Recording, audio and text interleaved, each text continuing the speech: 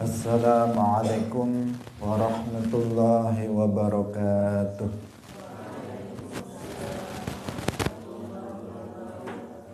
Alhamdulillahi rabbil alamin. Lahul ni'matu wa lahul fadlu wa lahul thana'ul hasan. Wa salawatullahil barrir rahim wal malaikatil muqarrabin ala sayyidina wa maulana Muhammadin wa ala alihi wa ashabihi tayyibin tahirin.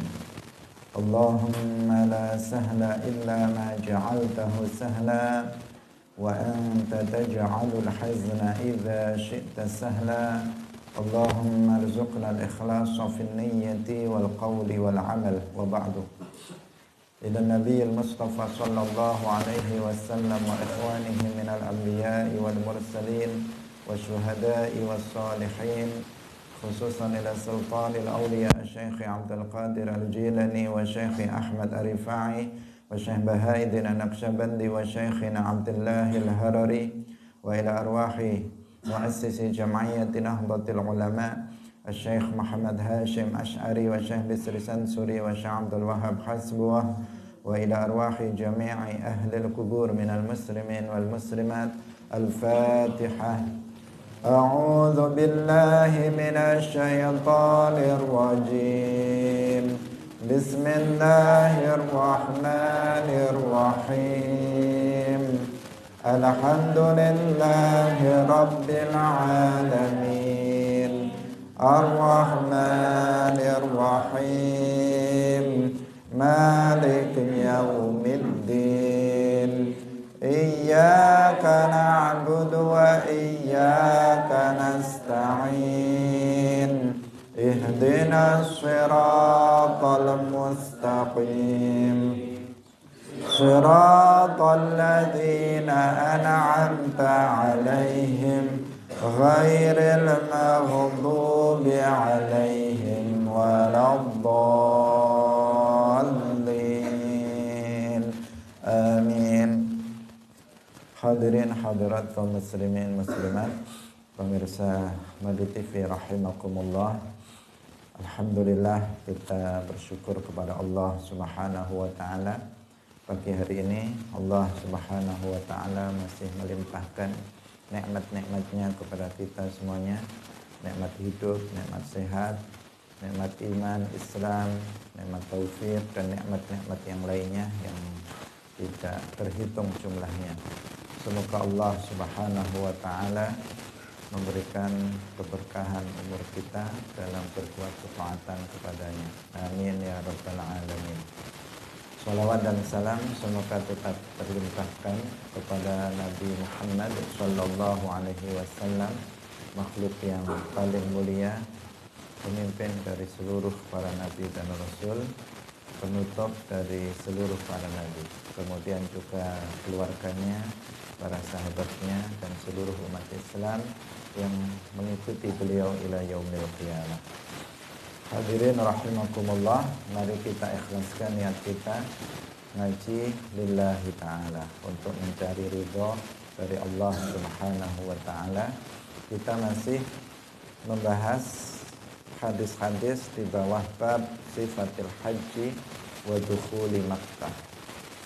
Qala al-muallif rahimahullahu ta'ala wa an Khuzaimah bin Thabit radhiyallahu anhu anna nabiyya, saat temene Kanjeng Nabi sallallahu alaihi wasallam iku kana ana sapa nabi idza faragha, tatkalane rampung sapa Kanjeng Nabi min talbiyatihi, saking talbiyai Kanjeng Nabi fi hajjin ing dalem haji, au umratin uta ing dalem umrah, sa'ala mongko jaluk sapa Kanjeng Nabi Allah ing Allah, tegese ndonga ridwanahu ing ridhone Allah, wal jannata lan ing swarga, wasta'adza lan nuprih utawa njaluk perlindungan sapa Kanjeng Nabi bi rahmatihi kelawan rahmai Allah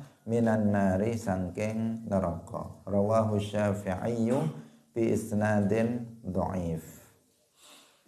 Diriwayatkan dari Khuzaimah ibn Thabit radhiyallahu anhu bahwasanya Nabi Shallallahu alaihi wasallam jika telah selesai dari talbiyahnya, membaca talbiyah baik dalam haji atau umrah, maka Nabi berdoa meminta kepada Allah Subhanahu wa taala, meminta ridhonya, ridho Allah, dan juga meminta surga, serta meminta perlindungan dengan rahmat Allah dari neraka. Ini hadis ini menunjukkan tentang disyariatkannya berdoa dengan doa yang maksur dari Rasulullah Sallallahu Alaihi Wasallam setelah talbiyah. Hadis ini juga menunjukkan kepada kita bahwa kita boleh berdoa meminta surga dan meminta dijauhkan dari neraka, meminta perlindungan dari neraka. Jadi kita boleh meminta surga, meminta agar dimasukkan ke dalam surga. Misalnya mengatakan Allahumma adkhilni al-jannata. Ya Allah, masukkanlah aku ke dalam surga. Itu boleh. Bukan sesuatu yang dilarang. Karena ada sebagian orang yang mengatasnamakan tasawuf, tetapi tasawuf jauh dari keyakinan mereka. Tasawuf al-haqiqi, tasawuf yang sebenarnya itu dibangun di atas akidah Islamiyah, di atas syariat Islamiyah. Itu tasawuf yang sebenarnya. Tetapi ada orang yang ngaku-ngaku tasawuf padahal dia bukan sufi dan tidak paham tentang ajaran tasawuf. Mereka mengatakan saya nggak butuh surga. Dia mengatakan kalau misalnya Allah memasukkanku ke dalam surga, saya nggak mau. Dia mengatakan surga itu anak atau mainan anak-anak. Orang yang beramal untuk mencari surga, biar masuk surga itu anak TK. Dia meremehkan surga dengan ucapan-ucapannya. Padahal surga adalah sesuatu yang diagungkan oleh Allah Subhanahu wa taala. Darun Naim al-abadi lil mu'minin, tempat kenikmatan yang abadi bagi orang mukmin, dijanjikan oleh Allah Subhanahu wa taala untuk mereka yang beriman dan berbuat ketaatan kepada Allah Subhanahu wa taala. Dan Nabi mengajarkan kepada kita berdoa meminta surga. Allahumma adkhilni al-jannah. Allahumma ajirni minan nar. Setelah kita sholat maghrib atau setelah kita sholat subuh, kita membaca Allahumma ajirni minan nar, Allahumma ajirni minan nar sebanyak 7 kali.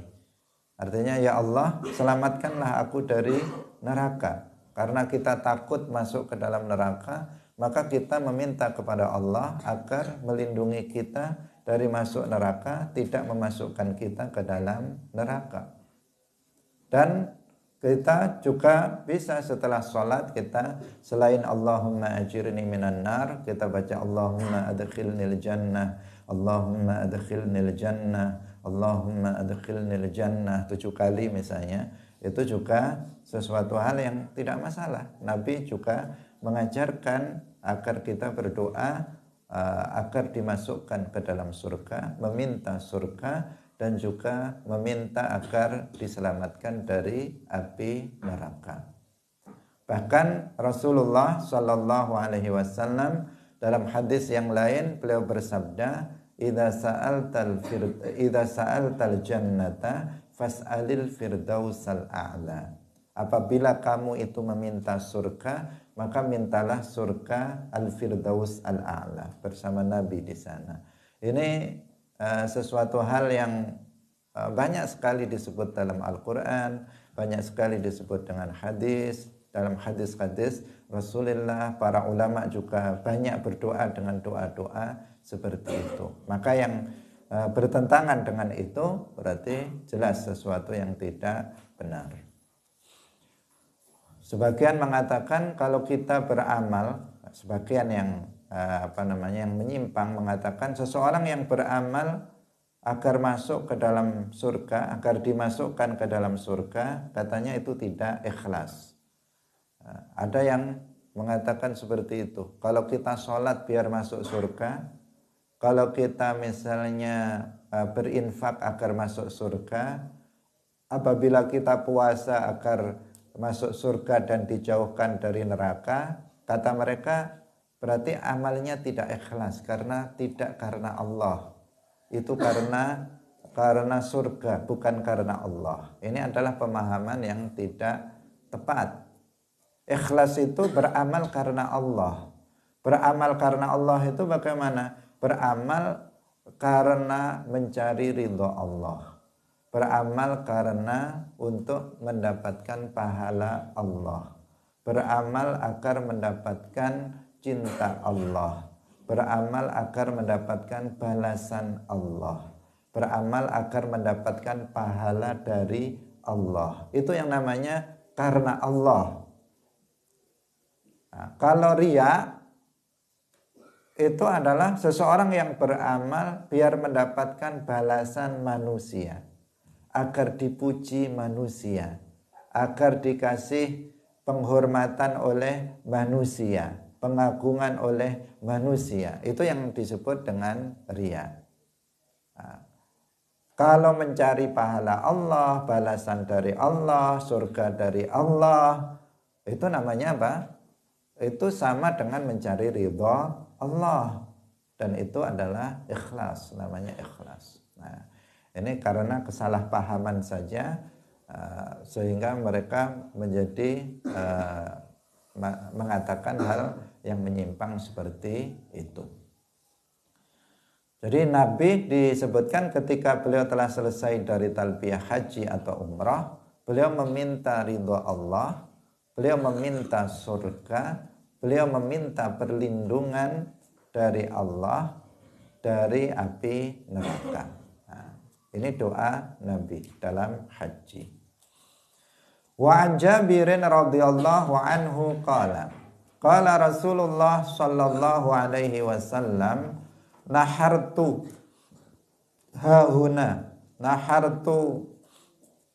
beleh sapa ingsun hahuna ing dalem mangkene panggonan. Wa mina lan utahi mina kulluha ya sekabehane mina iku manharun panggonan beleh. Fanharu mongko beleh sapa sira kabeh fi rihalikum ing dalem pira-pira perjalanan sira kabeh. Wa waqaftu lan wukuf sapa ingsun hahuna ing dalem kene panggonan. Wa arafatu lan utawi arafah kulluha ya sekabehane arafah iku mauqifun panggonan wukuf. Wa waqaftu lan wukuf sapa ingsun hahuna ing dalem kene panggonan. Wa jam'un lan utawi Muzdalifah, jam'un itu maksudnya Muzdalifah, kulluha ya sekabehane Muzdalifah iku mauqifun panggonan wukuf. Rawahu Muslimun. Diriwayatkan dari Jabir radhiyallahu anhu, beliau berkata, Rasulullah shallallahu alaihi wasallam bersabda, aku menyembelih itu di sini. Nah, di sini artinya di Mina, di daerah di Mina. Dan Mina seluruhnya itu adalah tempat penyembelihan. Fanharu, maka kalian menyembelihlah dimanapun di Mina itu. Pokoknya seluruh Mina itu adalah tempat untuk menyembelih kurban, untuk menyembelih dam atau al-hadyu, itu adalah di Mina, tempat penyembelihan. Dimanapun dilakukan di daerah Mina itu boleh, meskipun bukan di tempat yang khusus untuk penyembelihan. Misalnya seseorang menyembelih kambingnya di depan di tempat tinggalnya atau di kemahnya. Biasanya kan dibuat tenda-tenda di di Mina, kemudian dia menyembelihnya di depan kemahnya, di depan tendanya, nggak masalah. Yang penting ada di daerah Mina. Dan Arafah itu semuanya adalah mauqif, tempat wukuf. Kemarin sudah kita jelaskan, Arafah itu daerah yang sangat luas, yang bisa memuat jutaan orang. Jutaan orang berkumpul di situ termuat oleh Arafah. Sedangkan Jabal Rahmah itu berada di tengah-tengah tanah Arafah. Untuk wukuf di Arafah tidak harus berada di Jabal Rahmah. Dimanapun di tanah Arafah itu sah untuk melakukan wukuf. Meskipun kemarin kita jelaskan, kalau kita mau mendapatkan sunnah, maka kita wukuf di bawah Jabal Rahmah, di batu besar yang dulu digunakan oleh Nabi untuk wukuf.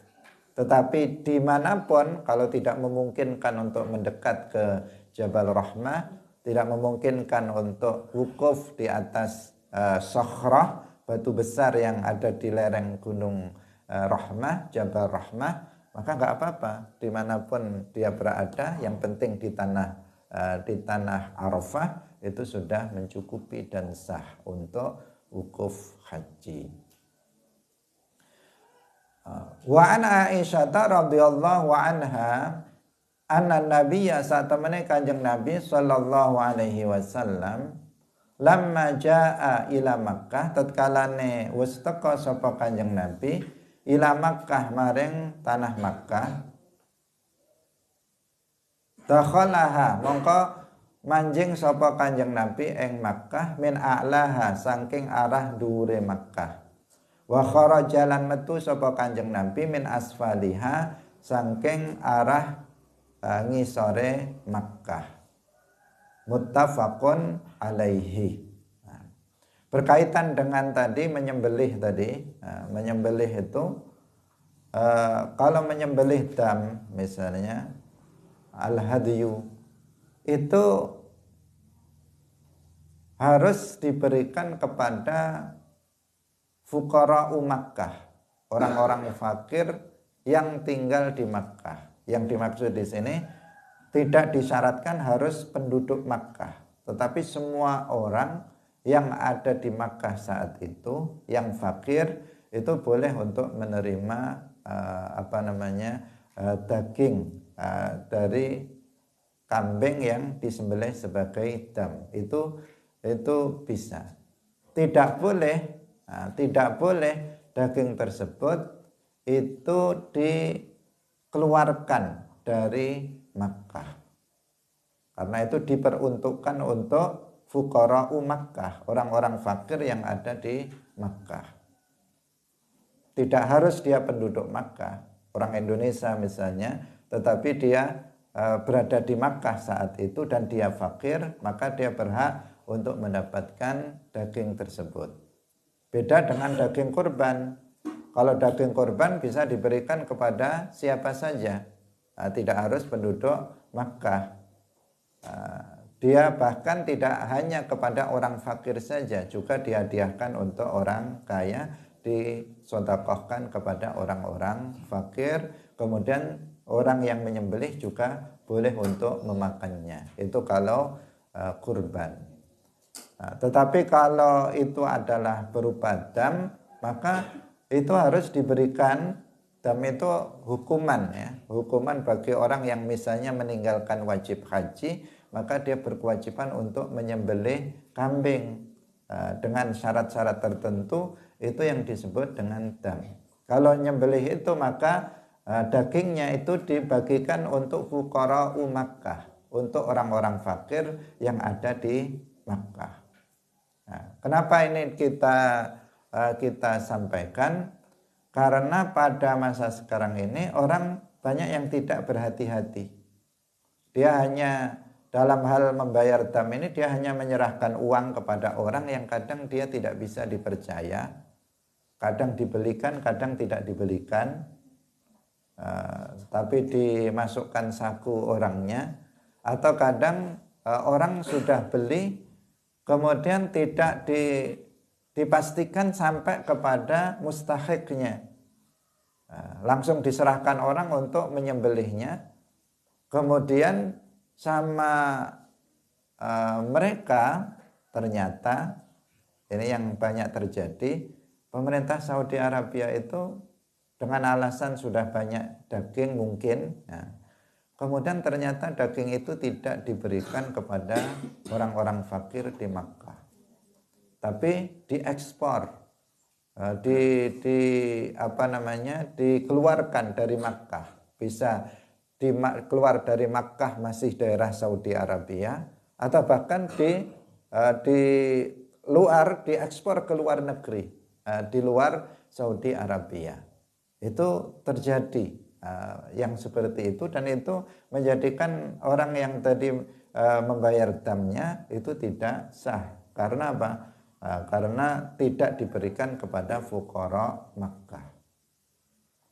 Jadi kalau misalnya mau diberikan keluar daerah Makkah atau bahkan keluar negeri, semestinya harus ditamlikkan terlebih dahulu kepada penduduk Makkah yang fakir. Diberikan dulu, ditamlikkan, baru orang tersebut mensodakohkannya. Misalnya sebelumnya sudah ngobrol-ngobrol, kemudian dia dikasih itu. Kemudian dia mengatakan, ini saya hadiahkan untuk siapa saja umat Islam, atau saya sedekahkan kepada siapa saja yang dikehendaki.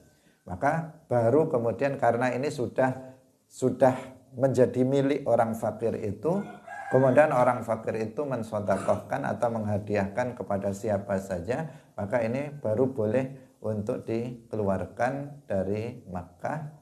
Untuk fuqara siapa saja, bahkan bukan untuk fuqara, kalau memang dihadiahkan kepada umat Islam misalnya, maka semuanya bisa menerimanya. Itu tata caranya, ditamlikkan terlebih dahulu. Sama juga dengan zakat, zakat fitrah atau zakat lainnya. Nggak boleh untuk digunakan untuk pembangunan masjid, atau diberikan kepada orang-orang yang tidak tergolong sebagai mustahiq zakat. Biar seseorang misalnya membutuhkan dana untuk pembangunan masjid, untuk pembangunan pondok pesantren, caranya bukan langsung zakat itu diberikan untuk pembangunan masjid atau pondok pesantren, tetapi bisa ditamlikkan kepada mustahiq dulu. Misalnya fakir miskin, diberikan dulu kepada fakir miskin itu. Setelah diberikan, dia boleh mengambilnya, atau fakir miskin itu kemudian ini saya infakkan untuk pembangunan masjid, saya infakkan untuk pembangunan musola. Maka itu boleh. Karena apa? Sudah menjadi milik dari orang fakir atau miskin itu, mustahiq zakat, kemudian dia memberikannya, menginfakkannya untuk pembangunan. Kalau langsung itu tidak boleh, karena pembangunan masjid musola itu bukan termasuk mustahiq, bukan termasuk mustahiq yang 8 yang berhak untuk menerima zakat, juga tidak tergolong sebagai sabilillah. Ini hanya catatan, tetapi penting agar kita memastikan kalau kita haji kemudian kita terbebani untuk menyembelih kambing, al-hadyu atau dam, maka kita tidak akan salah. Betul-betul kita yakin itu kita laksanakan, kemudian juga dagingnya juga sudah dibagikan kepada orang yang tepat, yaitu fuqara dari Makkah. Misalnya teman kita ada yang fakir, dia berada di Makkah, tidak harus penduduk Makkah, kita bisa kasihkan kepada dia, baru setelah itu dia akan bisa memberikannya kepada orang lain secara bebas, sesuai dengan kemauan dari orang tersebut. Kemudian dari hadis yang berikutnya diriwayatkan dari Aisyah radhiyallahu anha bahwasanya Nabi SAW ketika datang ke Makkah, maka beliau masuk ke Makkah dari arah atasnya Makkah, dan beliau keluar dari arah bawahnya Makkah. Jadi masuk dan keluarnya dari jalan yang berbeda. Kalau sekarang ini Ini kan hal yang sunnah, hal yang sunnah. Apabila seseorang mampu melakukannya, maka dilakukan. Jika tidak mampu, maka ya bagaimana kalau nggak mampu? Ini bukan sesuatu yang mempengaruhi pahala haji, enggak. Kalau seandainya seseorang nggak mampu melakukannya, nggak masalah. Karena sekarang ini untuk jalan masuk ke Makkah itu jalannya bukan hanya dua. Jalannya sekarang banyak sekali, dari semua sisi seseorang bisa masuk ke Makkah. Kalau ingin dapat kesunahan, maka untuk masuk Makkah itu dari arah atas. Dari arah atas itu dari tempat namanya Kada. Jadi ada tempat di sana namanya Kada. Itu a'la Makkah. Itu dianggap sebagai bagian atas dari Makkah. Masuknya dari daerah Kada, kemudian keluarnya dari arah bawah Makkah, yaitu daerah namanya Kuda. Namanya Kuda. Itu keluarnya dari sana. Masuknya dari Kada, keluarnya dari Kuda. Itu sunnah karena mengikuti apa yang dilakukan oleh Rasulullah Shallallahu Alaihi Wasallam. Tetapi sekarang pintunya atau jalan masuk Makkah banyak. Nah, itu seseorang ya kalau mau dapat sunnah melakukan yang tadi seperti yang dilakukan Nabi. Jika enggak ya dari pintu mana saja masuk ke Makkah itu tidak masalah. Wa an ibn Umar radhiyallahu anhuma annahu saat temene Sayyidina Umar Ibnu Umar saat temene Ibnu Umar iku kana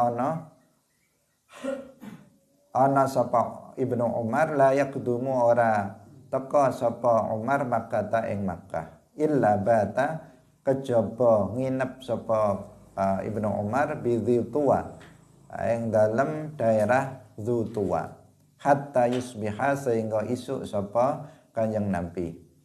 Wa yaghtasila lan atus sapa Ibnu Umar wa yaghtasila lang atus sapa Ibnu Umar Abdullah Ibnu Umar wa yadhkuru lan nutur sapa Ibnu Umar dalika ing mangkono-mangkono iku anin nabiyyi saking Kanjeng Nabi sallallahu alaihi wasallam muttafaqun alaihi. Diriwayatkan dari Abdullah Ibnu Umar radhiyallahu anhuma bahwasanya beliau ketika beliau datang di Makkah, beliau itu menginap di daerah namanya Dzituwa. Dzituwa itu nama sebuah lembah yang terkenal dekat Makkah. Jadi berarti sebelum masuk ke Makkah, beliau itu menginap di daerah namanya Dzituwa.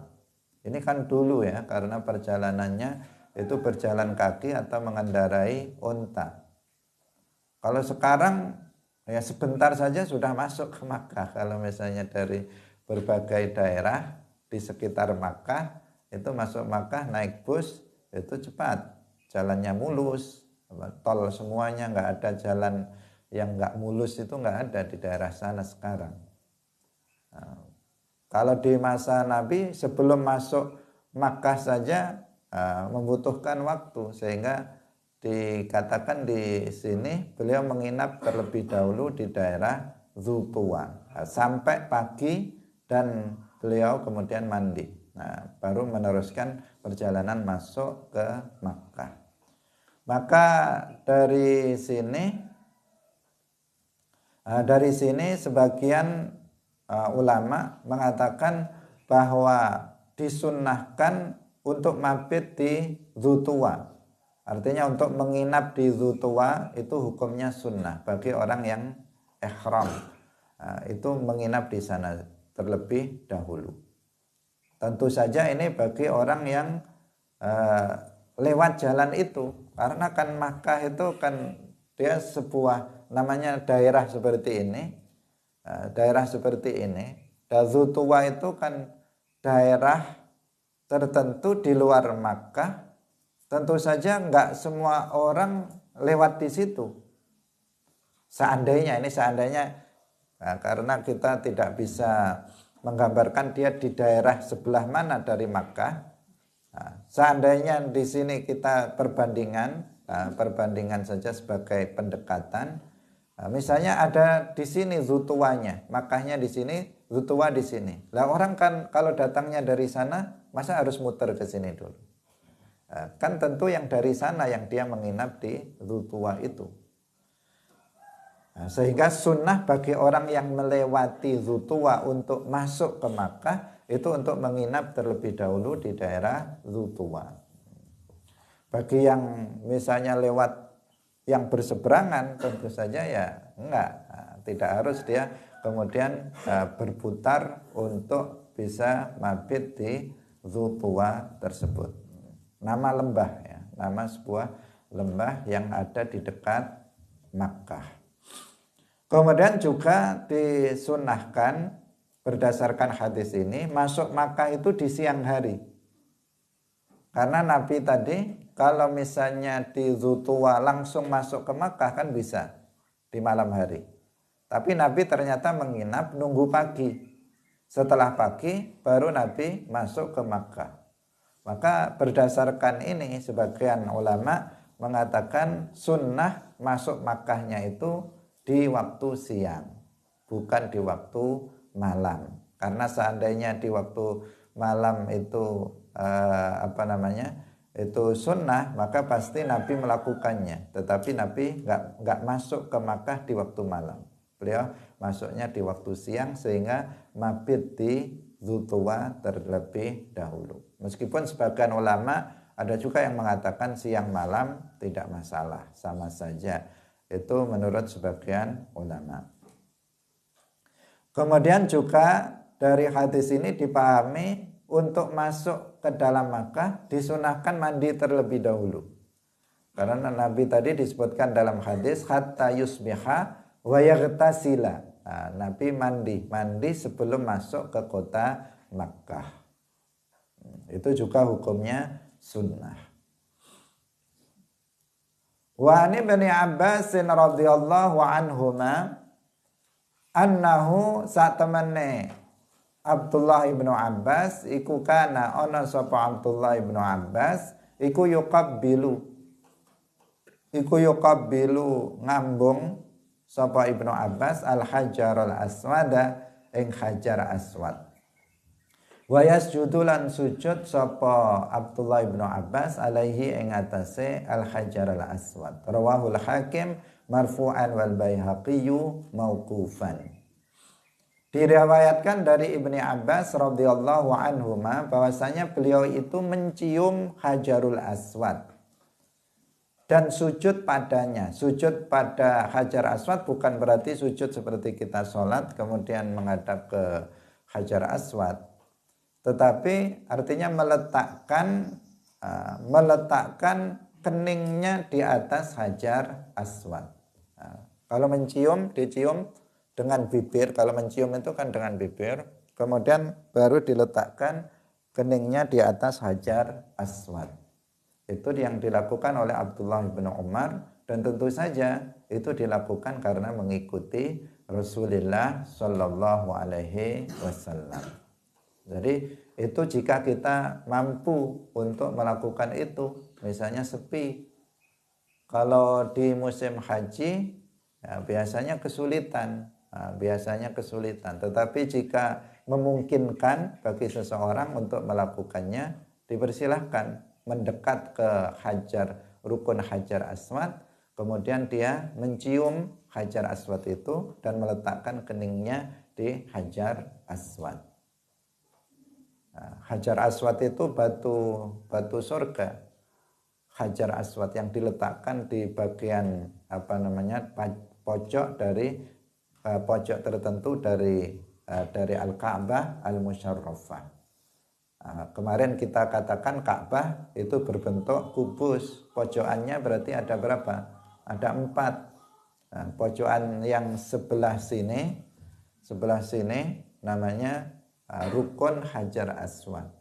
Yang sebelah sini, nah ini misalnya ini misalnya, atau ini ya, ini kan meskipun ini persegi panjang, kita bayangkan sebagai kubus. di sini adalah Hajar Aswad. Kemudian di sini namanya rukun Iraqi. Nah, yang di sini namanya rukun Syami, yang di sini namanya rukun Yamani. Pojokan yang sini rukun Yamani, ini rukun Hajar Aswad, di sini rukun Iraqi, nah, di sini rukun Syami. Nah, itu apa namanya, biar kita mengenal sedikit tentang Al-Ka'bah Al-Musyarrafah. Nah, orang tawaf mulainya dari sini, dari rukun Hajar Aswad. Nah, baru kemudian berputar ke arah sini. Kalau sampai sini berarti dapat 1 putaran. Nah, dia melakukannya sebanyak 7 kali.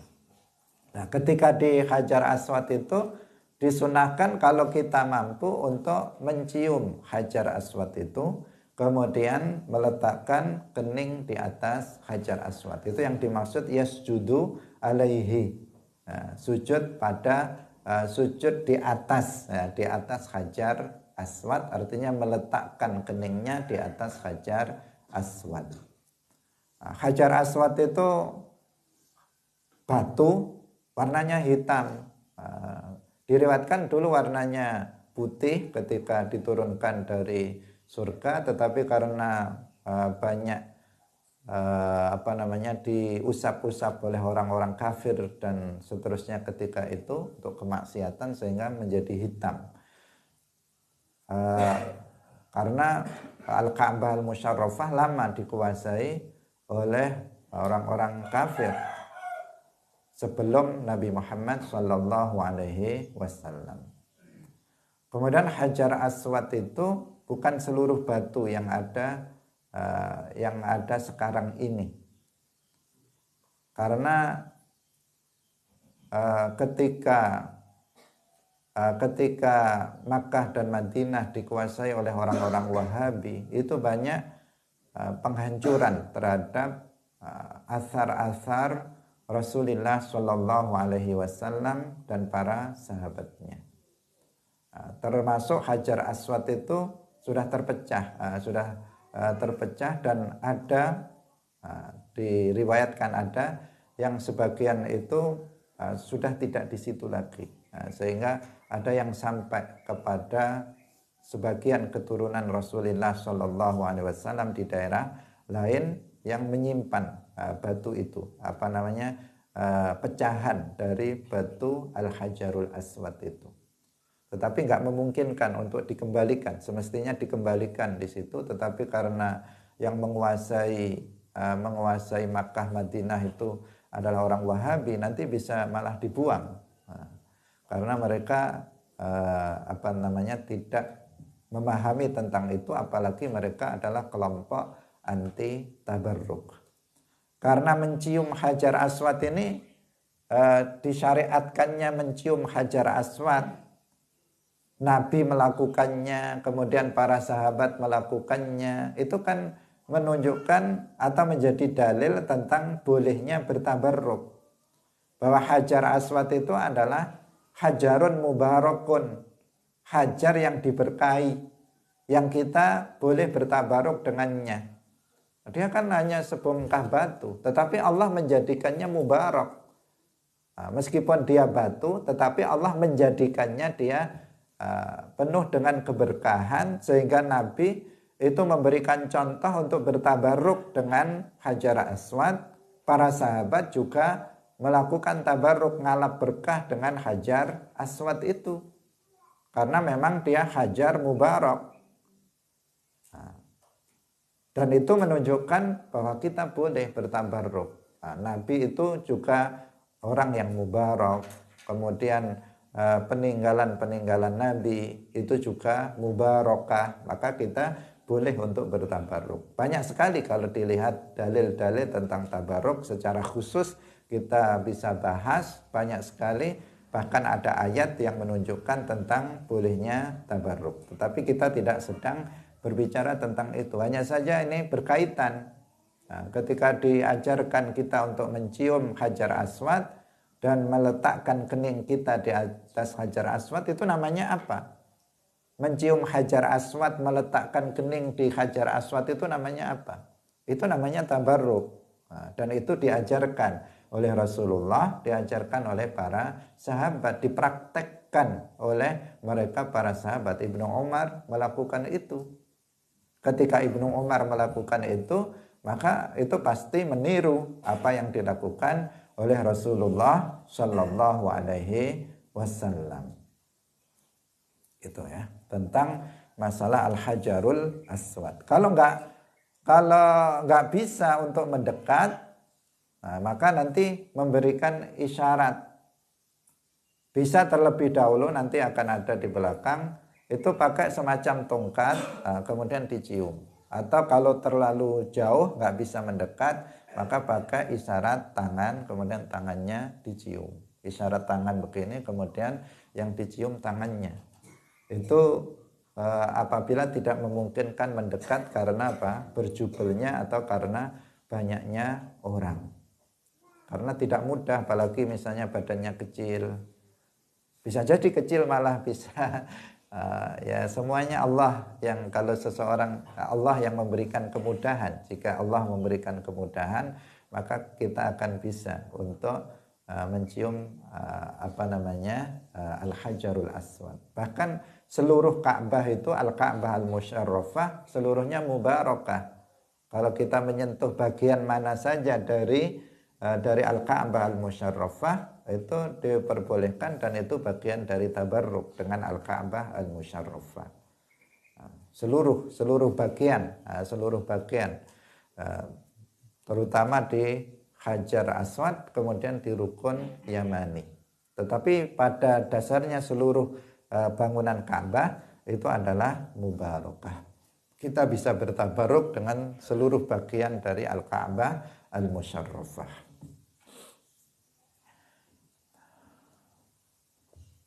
Wa anhu, lan sangking Ibni Abbas, ya tadi Ibnu Abbas ya. Kalau yang pertama tadi Ibnu Umar, yang tadi mencium dan meletakkan keningnya di atas Hajar Aswad bukan Ibnu Umar tetapi Ibnu Abbas.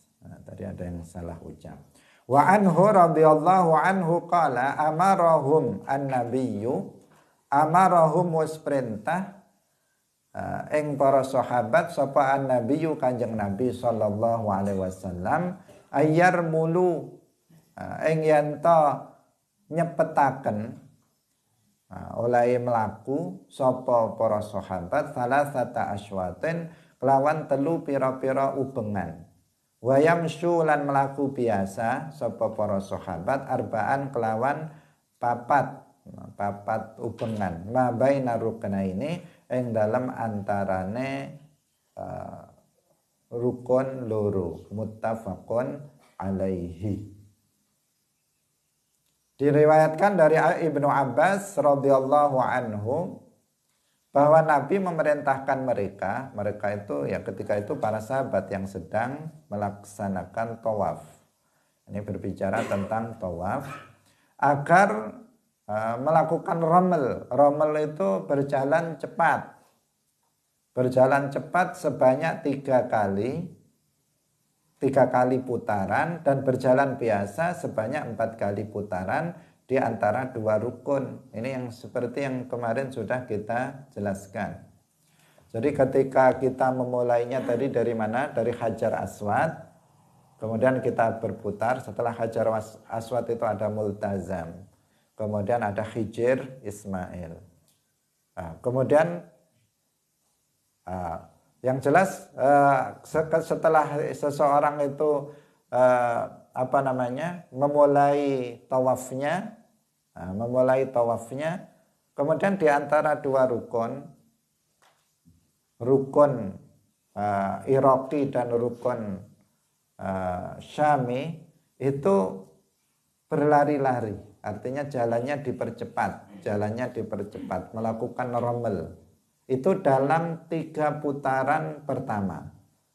3 putaran pertama. Kan 7 kali. 3 sama 4. Yang 3 pertama itu melakukan romel. Artinya berjalannya dengan cepat.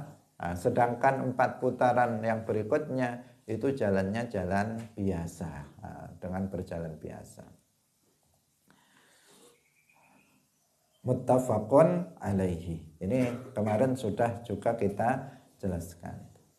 Wa ani Ibnu Umar radhiyallahu anhuma annahu satamana Ibnu Umar iku kana ana sapa Ibnu Umar idza tafa tatkalane tawaf sapa Ibnu Umar bil baiti ing dalem Ka'bah at-tawafal awwala ing tawaf kang kawitan khabba mongko nyepetaken melakune sapa Ibnu Umar salasan kelawan telung ambalan telung putaran wa masyalan melaku biasa arbaan kelawan petang putaran wa fi riwayatin lan iku ing dalam riwayat suci raaitu was ningali sapa ingsun Rasulullah sallallahu alaihi wasallam idza tafa tatkalane tawaf sapa Rasulullah fil haji ing dalam haji awil umrati uta umrah awwala ma yaqdamu ing dalam kawitane barang yaqdamu teka sapa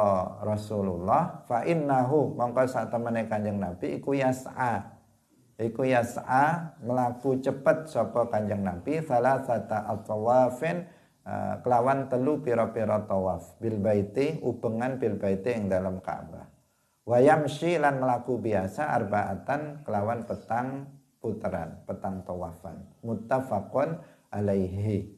Nah, ini semuanya memperkuat yang tadi sudah kita jelaskan dalam hadis yang pertama. Ibnu Umar melakukannya dan beliau dan itu juga karena melihat praktek yang dilakukan oleh Rasulullah Sallallahu Alaihi Wasallam bahwa beliau kalau tadi menggunakan bahasa Rommel, dalam hadis ini menggunakan bahasa khabba. Ini maknanya sama, artinya dia berjalan dengan cepat pada putaran yang 3 putaran pertama dan berjalan biasa pada putaran yang 4 putaran yang kedua. Nah, jumlahnya 7 kali putaran dalam tawaf. Nah, kemarin sudah kita ingatkan dalam tawaf itu kalau dalam mazhab Syafi'i posisi dari Al-Ka'bah Al-Musyarrafah itu harus berada di sebelah kiri, bukan di sebelah kanan. Berada di sebelah kiri, sehingga orang itu kalau tawaf itu ya satu arah, nggak ada yang berlawanan arah. Jadi semuanya dari sini tadi kita ini Al-Ka'bah, Hajar Aswad, dari rukun Hajar Aswad semuanya bergerak dari sini, berputar ke arah sini. Nggak ada orang yang muter ke sini, karena semua berada di sebelah kirinya. Kalau dia berjalannya ke sana, berarti Ka'bahnya berada di arah kanan. Padahal disyaratkan dalam tawaf Ka'bahnya harus berada di sebelah kiri. Tidak boleh seseorang menghadap Ka'bah atau membelakangi Ka'bah. Misalnya jalannya sambil miring-miring misalnya, miring-miring itu nggak boleh, atau dia membelakanginya juga nggak boleh. Jadi berjalannya ya berjalan biasa, Ka'bah berada di sebelah kirinya. Bukan berjalan miring menghadap Ka'bah terus, enggak.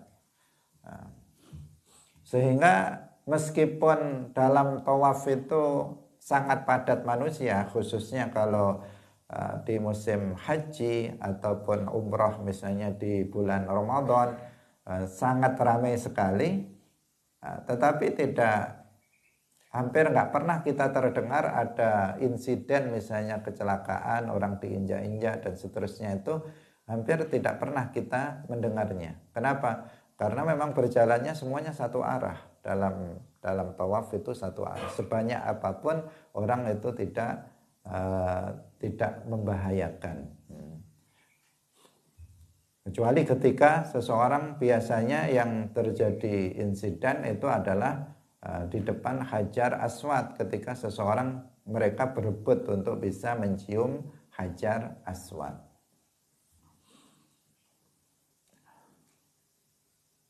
Wa anhu lan saking Ibnu Umar radhiyallahu anhu qala lam ara ora ningali sapa ingsun Rasulullah ing Rasulullah sallallahu alaihi wasallam yastalimu minal baiti ghaira ruknaini al-yamaniyaini. Yastalimu ora yastalimu an ara lam ara ora ningali sapa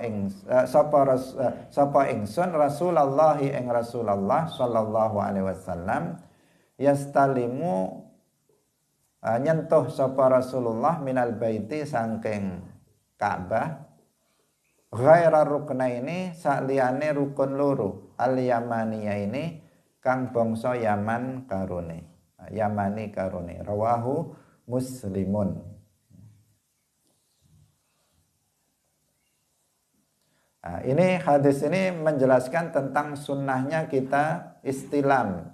Seperti yang tadi sudah kita jelaskan tahapannya. Istilam itu kalau kita bisa menyentuhnya maka kita menyentuhnya.